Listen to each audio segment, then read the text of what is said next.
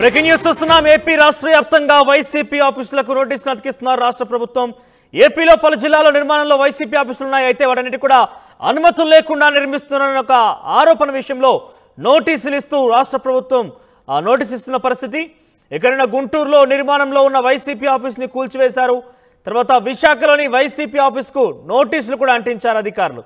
ఇక నెల్లూరులో కూల్చివేస్తామని ఇప్పటికే నోటీసులు వారం రోజుల్లో సమాధానం చెప్పాలని కూడా ఇవ్వడం జరిగింది. ఇక విశాఖ, అనకాపల్లితో పాటు రాజమండ్రి, నెల్లూరు, అనంతపురంలో నిర్మాణాలు ఆపివేయాలని ఆదేశించారు అధికారులు. నిన్న ఉదయమే తాడేపల్లిగూడెంలోని వైసీపీ ప్రధాన కార్యాలయాన్ని నిర్మాణ దశలోనే రాష్ట్ర ప్రభుత్వం కూల్చివేసింది. సిఆర్డీ అధికారులు దానికి సంబంధించి పలుమారు నోటీసు ఇచ్చినప్పటికీ పట్టించుకోకపోవడంతోనే ఈ యొక్క నిర్ణయానికి వాళ్ళు తీసుకున్నట్టు తెలుస్తోంది. సో ఏదేమైనా కూడా వైసీపీకి వరుస షాక్లు ఎదురవుతున్నాయి. పెద్ద ఎత్తున అక్కడ వైసీపీ ఆఫీసు నిర్మాణం విషయంలో అధికారులు వెంటనే అక్కడ నోటీసులు ఇవ్వడం కావచ్చు, అక్రమ కట్టడాలుగా గుర్తిస్తున్నారు. ఎక్కడికక్కడ వైసీపీ ఆఫీసులకి నోటీసులు అతికిస్తున్న పరిస్థితి. ఏకంగా అనకాపల్లిలోని వైసీపీ ఆఫీస్ని కాపు భవనంగా మారుస్తామన్నారు కొనతాల రామకృష్ణ. సో ఏదేమైనా కూడా కొంత చర్చనీయాంశం అవుతోంది వైసీపీ ఆఫీసుల విషయంలో. జనసేన, టీడీపీ కూటమి చాలా పెద్ద ఎత్తున రియాక్ట్ అవుతోంది.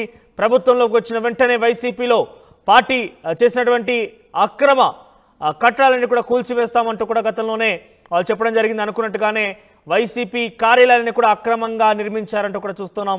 సో ఆర్టీ స్క్రీన్ మీద చూస్తున్నారు మీరు. లెఫ్ట్ సైడ్ బాక్స్లో నిన్న జేసీబీ ప్రొక్లైన్ల సహాయంతో తాడేపల్లిగూడెంలోని వైసీపీ ఆఫీస్ నిర్మాణ దశలో ఉండగానే కూల్చివేయడం జరిగింది. అది అక్రమ కట్టడంగా రాష్ట్ర ప్రభుత్వం వివరణిస్తూ మాట్లాడడం జరిగింది. సిఆర్డీ అధికారులు ఇప్పటికే పలుమార్లు నోటీసులు జారీ చేశారు. వినప్పటికీ ఎటువంటి సమాధానం దొరకకపోయేసరికి కూల్చివేయడం జరిగింది. ఇక అనకాపల్లి, విశాఖ, నెల్లూరు, గుంటూరులకు సంబంధించి వైసీపీ కార్యాలయాలకు కూడా నోటీసులు అంటిస్తున్నారు. చూద్దాం ఇదే అంశానికి సంబంధించిన ప్రతినిధి కృష్ణమోహన్ లైన్లో సిద్ధంగా ఉన్నారు. ఎస్ కృష్ణమోహన్, సో వరుసగా వైసీపీ ఆఫీసులకి నోటీసులు అంటించడం కావచ్చు, ప్రధాన కార్యాలయాన్ని కూల్చివేయడం కావచ్చు, ఇది రాజకీయ కక్షపూరితమైనటువంటి చర్య అంటూ వైసీపీ అభివర్ణిస్తోంది. సో అప్డేట్స్ ఏంటి, ఎటువంటి నిర్ణయాలు తీసుకునే అవకాశం ఉంది? ఇప్పటికే నోటీసులు అంటిస్తున్నారు చాలా కార్యాలయాలు కూడా, వాటి మీద ఎటువంటి నిర్ణయం తీసుకునే అవకాశం ఉంది? వాటికి సంబంధించి ప్రభుత్వం ఏం చేయాలనుకుంటుంది? మొత్తం మీద వైసీపీ కార్యాలయాలకైతే తెలుగుదేశం ప్రభుత్వం వచ్చిన తర్వాత నోటీసులు ఇచ్చే ప్రక్రియ అయితే రాష్ట్ర వ్యాప్తంగా జిల్లా కేంద్రాలలో ఇదైతే శరవేగంగా నిర్మిస్తున్నారు. వీటన్నిటిని కూడా ప్రభుత్వ స్థలాలు కొన్ని వీధుల పేరు మీద, కొన్ని వివిధ రకాల స్థలాలని, పార్కుల్లో కొన్ని స్థలాలని, వీటన్నిటిని కూడా అనుమతి లేకుండా నిర్మాణాలు చేపట్టారనేది టీడీపీ ప్రభుత్వం చెప్పారు. ప్రధానంగా చూసుకుంటే విశాఖ, అనకాపల్లి, రాజమండ్రి, నెల్లూరు, అనంతపురం కార్యాలయాలని ఆపేయాలని నోటీసులు కూడా ఇచ్చారు. వారం రోజుల లోపల ఈ వ్యవహారాన్ని పూర్తి కూడా కంప్లైంట్ చేయాలని కంప్లైంట్ చేయాలి. మీరు నోటీసులు ఇవ్వకపోతే ఖచ్చితంగా వీటన్నిటిని కూడా కూల్చివేస్తామని చెప్పి ఇదే వ్యవహారం మీద జస్ట్ ఇప్పుడే ఒక బ్రేకింగ్ న్యూస్ కూడా అందుతోంది. జగన్ వ్యవహారం మీద నారా లోకేష్ ఒక ట్వీట్ కూడా చేశారు. జగన్ ఆంధ్రప్రదేశ్ రాష్ట్రం మీ తాత రాజారెడ్డి జాగీరా, వైసీపీ కోసం 26 జిల్లాల్లో 42 ఎకరాలకు పైగా 1000 రూపాయల నామమాత్రపు లీవుకి 33 ఏళ్లు కేటాయించుకున్నావు.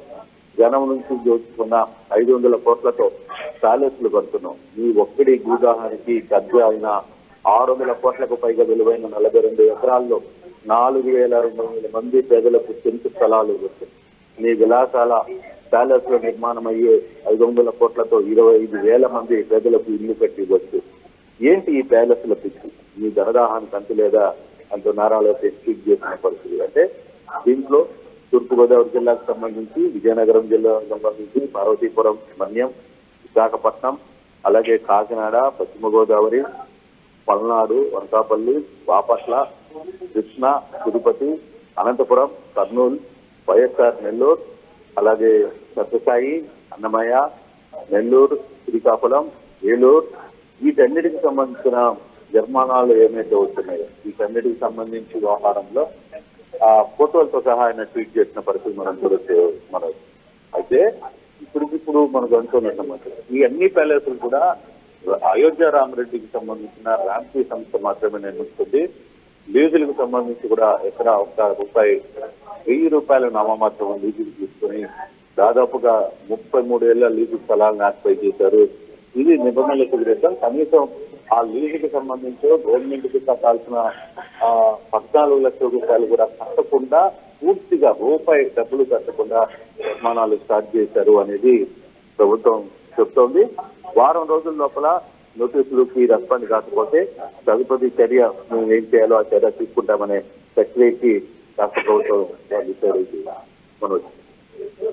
కృష్ణమోహన్, ఇది ఒక రాజకీయ కక్షపూరిత చర్యగా భావించాలి, లేదంటే నిజంగానే అక్రమ కట్టడాలకు సంబంధించి జరిగింది అనుకోవాలి? ఎందుకంటే అక్రమ కట్టడాలు కనుక అయ్యి ఉంటే కనుక అధికారులు మొదట్లోనే కొంత ప్రభుత్వంలో ఉన్నప్పటికీ వాళ్ళకి ఇబ్బంది జరుగుతుందనో, లేదంటే ఏదేమైనా కూడా కొంత నిలువరించే ప్రయత్నం చేసి ఉండాల్సింది. కానీ ప్రభుత్వంలో నుంచి వైసీపీ పార్టీ పక్కకు వెళ్ళంగానే వెంటనే తక్షణమే ఇటువంటి చర్యలకు పాల్పడడం అనేది, ఏకంగా డిమాలిషింగ్ చేయడం అనేది ఈ రాజకీయ కక్షపూరితం అనుకోవాలా, లేదంటే వాళ్ళ చట్టం తన పని తాను చేసుకుపోతున్న ఒక రకంగా రాజకీయాలు మాట్లాడుతుంది అనుకోవాలా? మనోజ్, దీంతో రాజకీయ కక్ష ఎందుకు అవుతుంది? ప్రభుత్వం చేతిలో ఉంది కాబట్టి కనీసం లీజుకు సంబంధించిన డబ్బులు కూడా కట్టకుండానే డెఫినెట్ గా వాళ్ళందరూ ప్రతి జిల్లాలో 33 లీజులు 33 ఏళ్ల పాటు లీజులు తీసుకొని వ్యవహారం నడిపించారు. అంటే ప్రభుత్వం చేతిలో ఉంది కాబట్టి ఎవరు దాన్ని పట్టించుకోలేదు. మరి అదే అధికారులు ఈ రోజు పిలుస్తున్నారు కదా, అదే అధికారులు ఈ రోజు ఇది నిబంధనలకు విరుద్ధంగా ఉందని ఎందుకు పిలుస్తున్నారు అంటే వాళ్ళకి తెలిసి కూడా ఆ ప్రభుత్వం ఇప్పుడు పట్టించుకోలేదు కాబట్టి ఈ వ్యవహారాన్ని కొంత నడిపారనేది చాలా స్పష్టంగా అర్థం. అంటే ప్రభుత్వం చాలా క్లియర్ గా చెప్తుంది, ₹1000 నామమాత్రం ₹1000 తీసుకుని 33 ఏళ్ల పాటు, అంటే ఇందాక చాలా క్లియర్ గా వ్యవహారంలో నారా లోకేష్ మాట్లాడితే చెప్తున్నారు. 500 కోట్ల రూపాయలతో అంటే 42 ఎకరాలు దాదాపుగా ఈ ఆఫీసుల నిర్మాణం కోసమే 42 ఎకరాల్లో ఈ ఇల్లు కడుతున్నారు అనేది టీడీపీ చాలా గట్టిగా మాట్లాడితే నారా లోకేష్ కూడా ఇప్పుడే ట్వీట్ చేస్తున్న పరిస్థితి కూడా మనం చూడొచ్చు. సో ఓకే, ప్రభుత్వం ఒక దగ్గర నిబంధనలను కట్టి మొత్తం ప్రతి జిల్లాలో కట్టున్న దాని మీద నిబంధనలకు పూర్తిగా విరుద్ధంగా కట్టారు. హైకోర్టు స్టే ఇచ్చిందని చెప్తున్నారు. హైకోర్టు ఒక్క స్టే ఇచ్చిన ఒక్క అంచనా పెట్టుకుని ఈ నిర్మాణాలు అయితే కొనసాగాయి, పూర్తి కూడా అయిపోయినాయి. దాదాపుగా అన్ని ప్రాంతాల్లో తాళ్యతుల్లాగా కట్టిన పరిస్థితిని అయితే మనం చూస్తాం. సో ఇటువంటి సిచ్యువేషన్ లో ఈ నిర్మాణ వ్యవహారంలో మాత్రం టీడీపీ చాలా సీరియస్గానే రియాక్ట్ అవుతుంది. అన్ని పార్టీ కార్యాలకు కూడా నోటీసులు ఇచ్చిన పరిస్థితి. మనోజ్. రైట్ కృష్ణమోహన్, ఓవరాల్గా వైసీపీకి వరుస షాక్లు ఎదురవుతున్నాయి. వైసీపీ కార్యాలయాలకి ప్రభుత్వ అధికారులు నోటీసులు అంటిస్తున్నారు. అక్రమ కట్టడాల విషయంలో కేవలం ప్రభుత్వ స్థలాల్లోనే వైసీపీ కార్యాలయాలు ఎక్కువ శాతంగా ఏర్పాటు చేసి ఉన్నాయి. ఇన్ఫ్యాక్ట్ అనకాపల్లిలోని ఒక చోట 1 ఎకరా సుమారుగా 2 ఎకరాలు, ఇన్ఫ్యాక్ట్ సుమారు 2 ఎకరాల స్థలాన్ని కేవలం ₹1000 మాత్రమే లీజ్కి ఇస్తూ 33 సంవత్సరాల లీజ్ అగ్రిమెంట్ ప్రభుత్వం నేరుగా అందజేసింది. ఎటువంటి గ్రేటర్ విశాఖ మున్సిపల్ కార్పొరేషన్ నుంచి కానీ ఎటువంటి పర్మిషన్స్ కూడా లేవు. సో అటువంటి అక్రమ కట్టడాలని ప్రభుత్వ అధికారులు ఇప్పుడు కొంత కూల్చివేసే ప్రయత్నం చేస్తున్నారు. ఇప్పటికే తాడేపల్లిగూడెంలోని వైసీపీ ప్రధాన కార్యాలయాన్ని కూల్చివేశారు. విశాఖ, అనకాపల్లి, నెల్లూరు, గుంటూరు లాంటి ప్రాంతాల్లో వైసీపీ కార్యాలయాలకి వరుసగా నోటీసులు అంటిస్తున్నారు ప్రభుత్వ అధికారులు. అక్రమ కట్టడాలన్నింటినీ కూడా వాళ్ళు డెఫినెట్గా వాటి విషయంలో సమాధానం కనుక ఇవ్వకపోతే వాటిని కూల్చివేస్తామంటూ కూడా అధికారులు హెచ్చరిస్తున్న పరిస్థితి.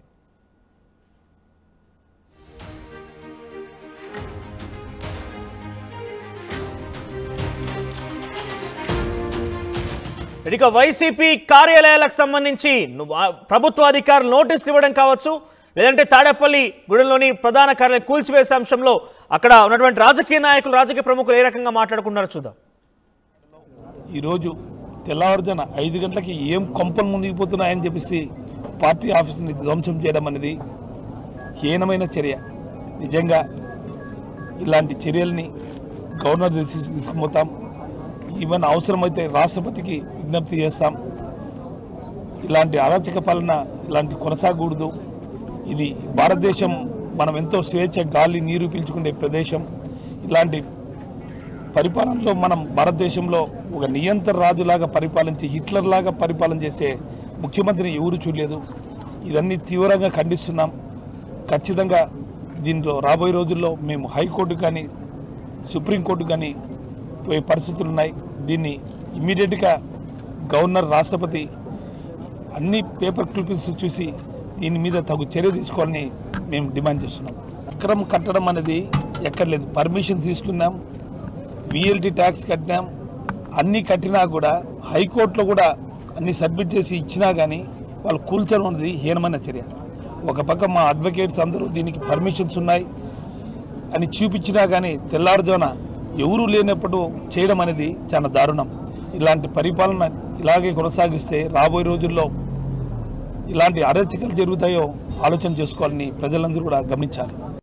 కొత్తూరు నరసింగరావుపేట అనకాపల్లి మండలంలో అనకాపల్లి నియోజకవర్గానికి సంబంధించి గత ప్రభుత్వంలో పేలా గోవింద్ సత్యనారాయణ గారు ఎమ్మెల్యేగా ఉంటుండగా ఇక్కడ కొంత స్థలాన్ని కేటాయించి ఎకరా 75 సెంట్లు కాపు సామాజిక భవనాన్ని నిర్మించాలి, ఇక్కడ ఉన్నటువంటి నిరుపేదలైనటువంటి కాపులకి మేలు చేయాలి, వాళ్ళ పెళ్లిళ్ళకైనా కథా కార్యక్రమాలకైనా శుభకార్యాలకైనా లేదంటే ఆ పిల్లలు పై ఊరు నుంచి వచ్చిన వాళ్ళు ఉద్యోగరీత్యా వచ్చిన వాళ్ళు వాళ్ళ ఆస్తుల కింద కొంత ఉండడానికైనా రూములు కూడా పెట్టి చేయాలని ఒక 50 లక్షల రూపాయలు కూడా నిధులు మంజూరు చేస్తున్నారు. కానీ దురదృష్టం ఏంటంటే ఇంతగా ఈ ప్రభుత్వం కాపుల గురించి ఎంత చేసాం అంత చేసామని ప్రగల్భాలు పలికినటువంటి వ్యక్తులు ఈరోజు ఇదే స్థలంలో అవి పాత ఇచ్చినటువంటి మంజూరులన్నీ కూడా పక్కకు పెట్టి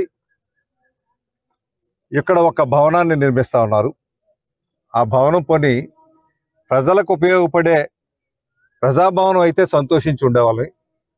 కానీ ఒక పార్టీకి సంబంధించినటువంటి భవనాన్ని కట్టుకున్నారంటే అది మిక్కిలి హేయమైనటువంటి విషయం. సిగ్గుపడాలి.